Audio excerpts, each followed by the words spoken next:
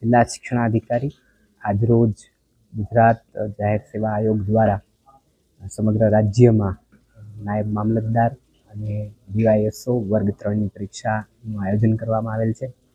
જામનગર ખાતે પણ બંને પરીક્ષાઓ એડવર્ટાઇઝમેન્ટ નંબર 127 અને એડવર્ટાઇઝમેન્ટ નંબર 8 આ બંનેનું આયોજન છે વહીવટીતંત્ર દ્વારા કરવામાં આવેલ છે. દિવ્યાંગ ઉમેદવારો માટેની ખાસ ભરતી અંતર્ગત જામનગર જિલ્લામાં કુલ 2 બિલ્ડિંગોમાં 8 બ્લોકમાં અંદાજિત 133 જેટલા વિદ્યાર્થીઓ 184 જેટલા વિદ્યાર્થીઓ ઉમેદવારો પરીક્ષા આપવાના છે. જ્યારે જાહેરાત ક્રમાંક 8 અંતર્ગત કુલ 13 જુદા જુદા બિલ્ડિંગોમાં 133 જેટલા બ્લોકમાં 3179 જેટલા ઉમેદવારો છે આ પરીક્ષા આપવાના છે. સમગ્ર વહીવટી તંત્ર દ્વારા આ બાબતની સંપૂર્ણ તૈયારી થયેલ છે. દરેક બિલ્ડિંગ આપણા CCTVથી સજ્જ પણ છે અને સાથે સાથે દરેક બિલ્ડિંગ પર આયોગના પ્રતિનિધિ છે એ પણ ડિપ્યુટ કરવામાં આવેલા છે. દિવ્યાંગોની જે ભરતી છે એ 2 અલગ અલગ બિલ્ડિંગમાં હાલ વહીવટી તંત્ર દ્વારા ઇમરજન્સી રૂપે કોઈને મેડિકલ સહાયની જરૂર હોય તો એ દિવ્યાંગ કેન્ડિડેટ્સ માટે એ વ્યવસ્થા પણ આરોગ્ય તંત્ર દ્વારા ઊભી કરવામાં આવેલ છે. સમગ્ર રીતે પરીક્ષાનું સફળ સંચાલન થાય તે માટેની તમામ પ્રકારની વ્યવસ્થા વહીવટી તંત્ર દ્વારા કરવામાં આવેલ છે.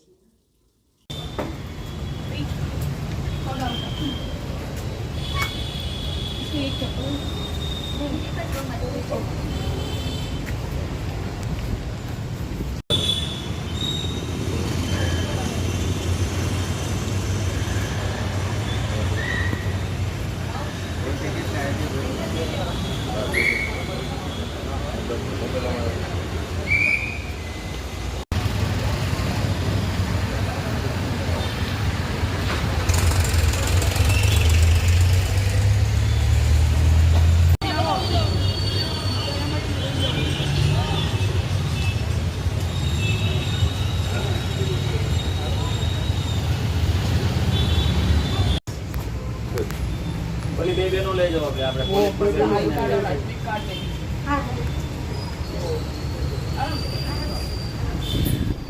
ટેન્શન નહીં લેને કા હવે આવશે સામે જળવાના હવે હોજ ચેક કરવાની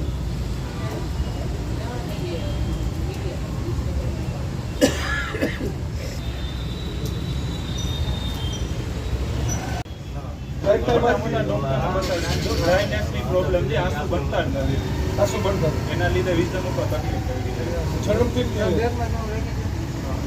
જન્મથી કે પછી થયું ના રિએક્શન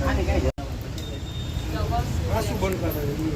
રિએક્શન નથી. રોવીનો આંખો આંસુ ના નીકળે કેવા તમે આંસુ ના નીકળે.